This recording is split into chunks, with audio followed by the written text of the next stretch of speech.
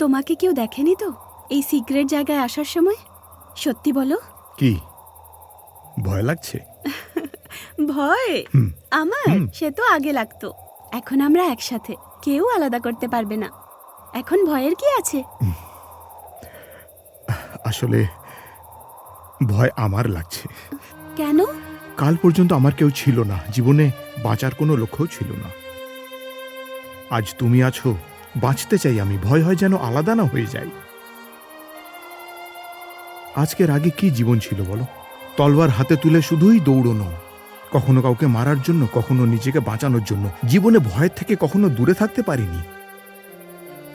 জন্মেছি ভয়ের ছায়ায়, আর বেঁচেওছি ভয়ের ছায়ায়। এখন যখন ভালোবাসার কাউকে পেলাম, তো তাকে হারানোর ভয় হয়। ভয়ের মানে এখন জানতে পেরেছো? তলবার ধরার সময় আমার ভয় লাগতো না, কিন্তু তোমার হাত ধরতে ভয় লাগে। আমি তোমাকে ভালোবাসি, তোমার জন্য প্রাণও দিতে পারি। তুমি তো জীবন দিয়ে দেবে, কিন্তু তোমার দাদারা? আজ পর্যন্ত দাদাদের কাছে যা চেয়েছি তাই পেয়েছি। এখন আমি তোমাকে চাই, আমার বিশ্বাস ওরা মেনে নেবে। তুমি প্রথম মেয়ে যাকে আমি পছন্দ করেছি। আমার শরীরে যতক্ষণ রক্ত থাকবে আমি তোমাকে ভালোবাসবো।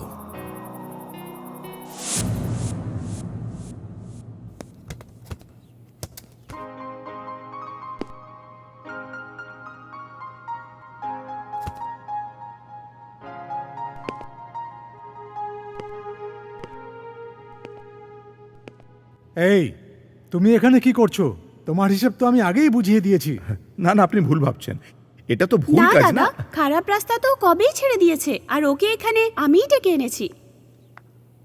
কি হচ্ছে বলতো? তুই কি করতে চাইছিস? আমি তো কিছুই বুঝতে পারছি না। কে রে তুই?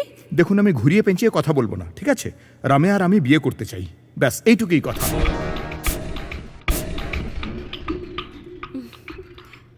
এই, তোর সাহস কি করে হলো এই কথা বলার? আমার বোনকে বিয়ে করবি? হ্যাঁ, তোর কি আছে? তোর কি আরে স্ট্যাটাস দাদা, আছে? শোনো। আমরা কে জানিস তুই? নিজের কোনো আরে, স্ট্যাটাস দাদা, দেখেছিস তুই? শোনো তো। এই, কি হয়েছে তোর? আবার কথা বলছিস? নিজের যোগ্যতা প্রথমে দেখ। আমার বোনকে অনেক বিয়ে করতে হয়েছে। চাইছিস? বাড়িতে আসা অতিথির সাথে তুমি এভাবে কথা বলছো?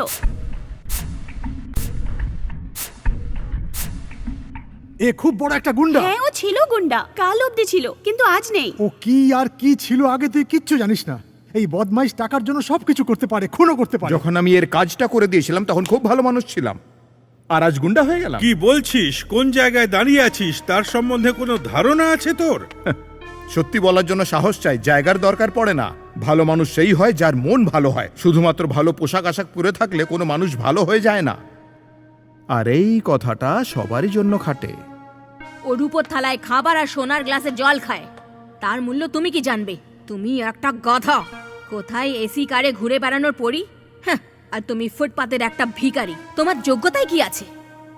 ও এই বাড়ির মহারানী, ভালো করে দেখে নাও। ও দেবীর মতো দেখতে ওকে।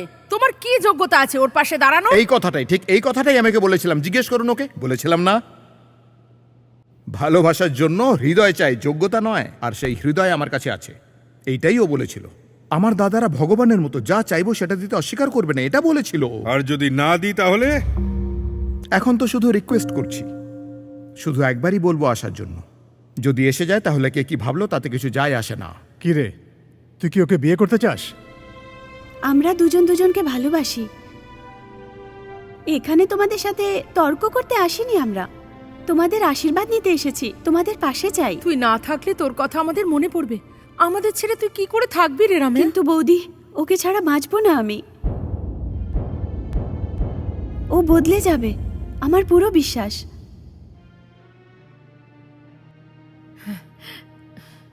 রাম 14 বছরের জন্য বনবাসে যাবে, সেটা যদি সীতা জানতে পারত তাহলে কি সীতা ওই বিয়েতে রাজি হতো?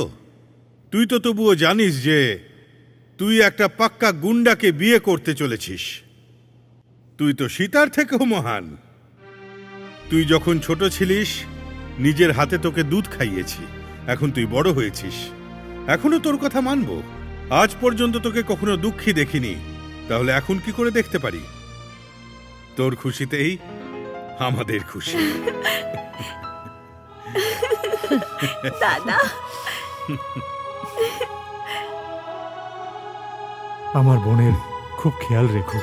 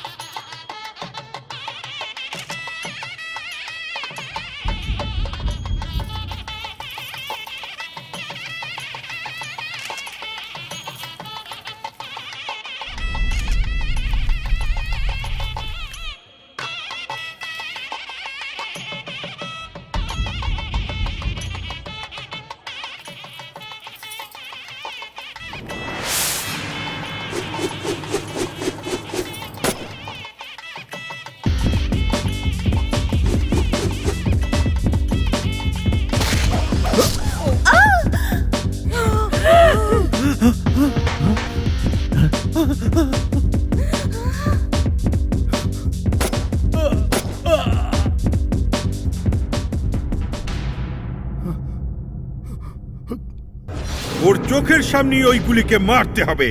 আমাদের সম্মান আমরা যে কোনো ভাবেই রক্ষা করব।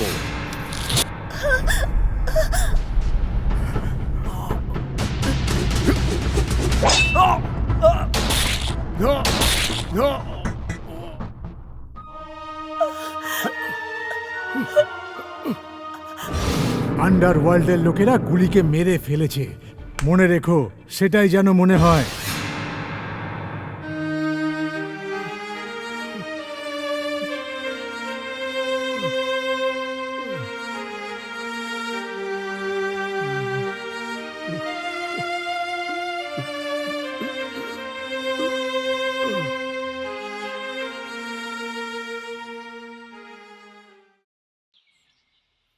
থেমে গেলেন কেন স্যার? কি হলো ওদের দুজনের? স্যার, রম্যা কেমন আছে স্যার? ওরা বেঁচে আছে তো? বলুন স্যার, বলুন না স্যার। বলুন।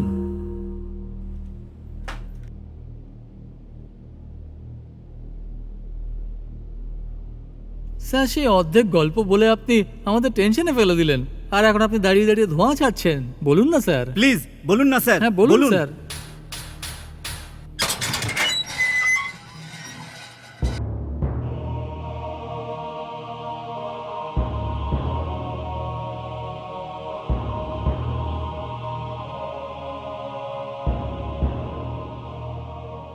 গুলি।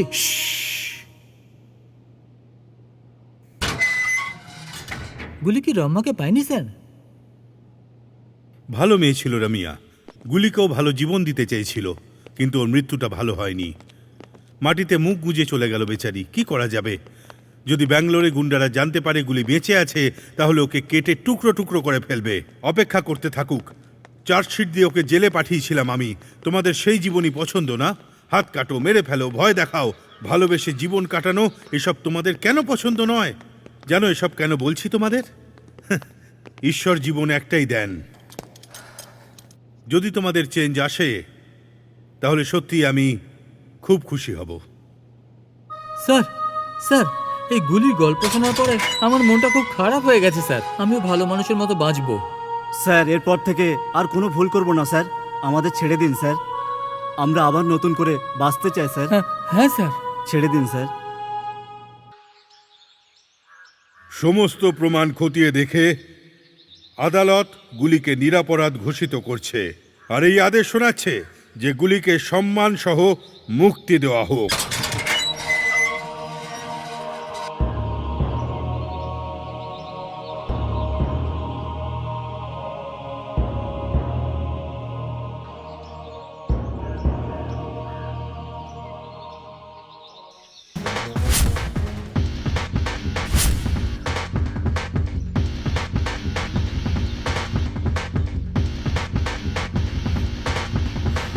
হয়েছে রে মঞ্জা?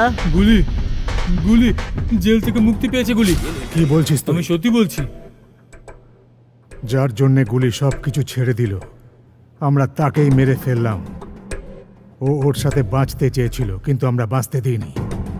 গুলি যদি তলোয়ার তুলে নেয় তাহলে আমাদের কারোর মাথা বাঁচবে না। আমাদের বউরা যেন বিধবা না হয়, বাচ্চারা যেন অনাথ না হয়। তাই গুলিকে ব্যাঙ্গালোরেই মারতে হবে। সব জায়গা খুঁজবো আমরা, দিন রাত এক করে আমরা ওকে মেরে ফেলবো।